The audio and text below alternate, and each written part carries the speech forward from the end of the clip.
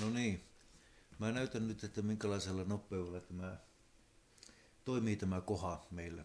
Mä palautan ensin 3 lehteä ja sitten mä lainaan tuosta tuommoisen pinon lehtiä. Niin näet, minkälainen rytmi tässä on.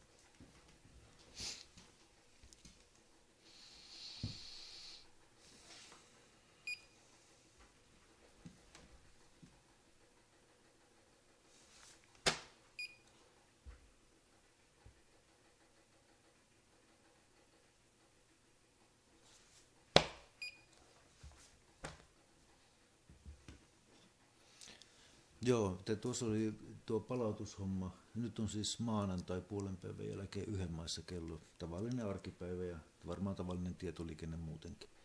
Ja nyt mä näytän sitten, miten tällä lainataan.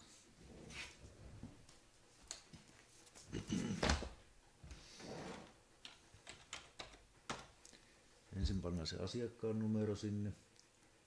Ja sitten se etsii sieltä sen asiakkaan, joka löytyy. Ja pannaanpa tuosta vielä noin.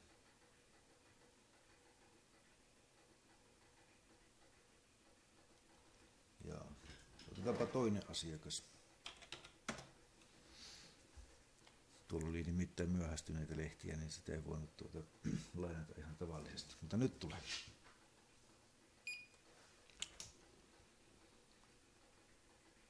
Siinä meni eka. Siinä meni toka. Siinä meni 3. Siinä meni 4. Siinä meni 5. Siinä meni 6 ja vielä 1.